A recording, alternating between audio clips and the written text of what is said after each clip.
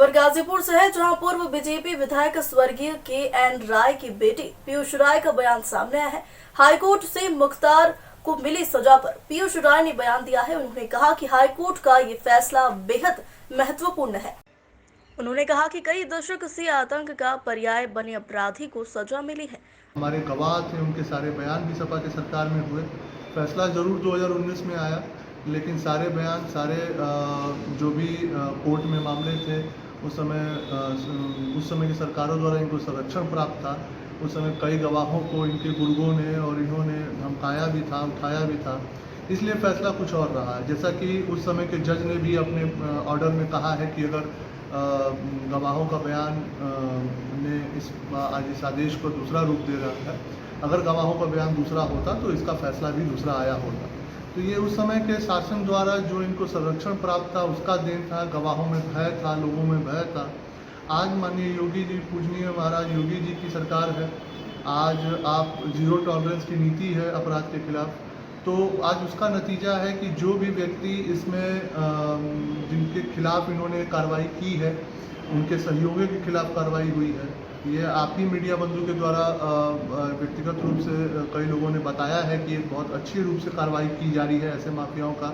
और इस कार्रवाई से केवल कमर ही नहीं टूट रही है, इस कार्रवाई से लोगों के मन में एक विश्वास जग रहा है कि अब अपराध का अंत इस प्रदेश में होने वाला है। उन्होंने कहा कि पूर्व की सरकारों की मदद से मुख्तार संगीन घटनाओं को अंजाम देता रहा है। पीयूष राय ने कहा कि मैं हाईकोर्ट के फैसले का स्वागत और सम्मान करता हूं। पीयूष राय कृष्णानंद राय हत्याकांड पर भी बोले। उन्होंने कहा कि मुझे और मेरे परिवार को न्यायपालिका पर पूरा भरोसा है। हमें उम्मीद और भरोसा है कि फैसला हमारे हक में आएगा।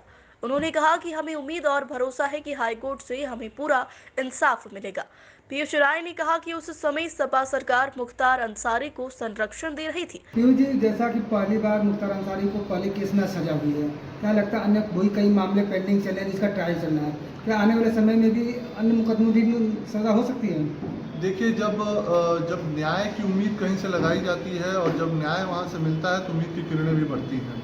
जैसा आपने ये प्रश्न मुझसे ये किया कि क्या आपको लगता है, तो क्योंकि आपको भी उम्मीद है कि न्याय जब पहली बार मिला है, कोर्ट ने सज़ा सुनाई है, तो निश्चित तौर पे भविष्य में भी हम ये अपेक्षा कर सकते हैं कि परिणाम ज़रूर जिन लोगों के साथ, चाहे मैं हूँ, चाहे मेरे जैसे कई बच्चे हैं जिनके बाप को इन्होंने मारा होगा, या कई ऐसी औरतें हैं मेरी माँ की तरह जिनको इन्होंने विधवा किया होगा, तो ज़रूर उनको न्याय मिलेगा। बस हमें भरोसा रखना है इस न्यायपालिका पे, और मुझे लगता है कि मैं और मेरी माता जी को पूरा भरोसा है और आने वाले समय में इसका ज़रूर हमें अच्छा लाभ मिलेगा। बस देखिए, ये न्यायपालिका है, इसमें मुश्किलें बढ़ेंगी या घटेंगी, पर ये तो मैं नहीं जानता।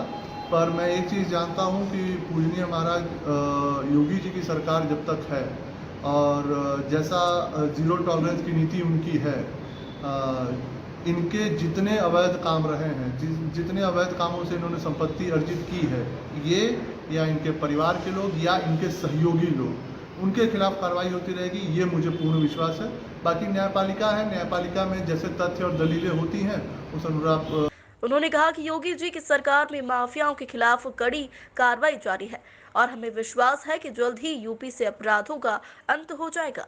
उन्होंने कहा कि मुझे और मुझ जैसी पीड़ितों को न्याय जरूर मिलेगा। एक सवाल के जवाब में पीयूष राय ने कहा कि मुख्तार के बोलने पर नहीं, उसके कृत्यों पर भी पाबंदी लग गई है। पीयूष राय बीजेपी के पूर्व विधायक कृष्णानंद राय के बेटे हैं। वर्ष 2005 में कृष्णानंद राय समेत 7 लोगों की गोली मारकर हत्या कर दी गई थी। मुख्तार अंसारी कृष्णानंद राय हत्याकांड का मुख्य आरोपी है। न्यायिक प्रक्रिया पे भरोसा रखना ही इस देश के किसी भी व्यक्ति का, इस देश के प्रति जिसको राष्ट्रवाद में भरोसा होगा, न्यायिक प्रक्रिया पे भरोसा उसको रखना ही पड़ेगा। ज़रूर मेरे पिताजी के मुकदमे में सीबीआई कोर्ट में इसके अगेंस्ट में फैसला आया था, उसमें इनके और इनके भाई को समेत कई लोगों को बरी कर दिया गया था। लेकिन न्यायिक प्रक्रिया है और इसमें हमें भरोसा रखना ये हमारी नैतिक जिम्मेवारी भी है। जैसा मैं ये कह रहा हूँ, ये नैतिक जिम्मेवारी मुझे भरोसा है, और जैसा आपने कहा कि ये मामला अभी हाई कोर्ट में पेंडिंग है, मैं उस पर बहुत कुछ आपसे चर्चा भी नहीं कर सकता हूँ, लेकिन मुझे ज़रूर ये विश्वास है कि आने वाले समय में भी उसका भी फैसला निश्चित तौर पे अपने हक में होगा, क्योंकि काफ़ी बड़ा मामला था। आज से आप भी जानते हैं कि जब ये मामला हुआ उस समय सपा की सरकार थी। सपा की सरकार में जितने हमारे गवाह थे उनके सारे बयान भी सपा की सरकार में हुए। फैसला ज़रूर 2019 में आया, लेकिन सारे बयान सारे जो भी कोर्ट में मामले थे उस समय की सरकारों द्वारा इनको संरक्षण प्राप्त था। उस समय कई गवाहों को इनके बुजुर्गों ने और इन्होंने धमकाया भी था, उठाया भी था, इसलिए फैसला कुछ और रहा है। जैसा कि उस समय के जज ने भी अपने ऑर्डर में कहा है कि अगर गवाहों का बयान ने आज इस आदेश को दूसरा रूप दे रहा है, अगर गवाहों का बयान दूसरा होता तो इसका फैसला भी दूसरा आया होता। तो ये उस समय के शासन द्वारा जो इनको संरक्षण प्राप्त था उसका देन था। गवाहों में भय था, लोगों में भय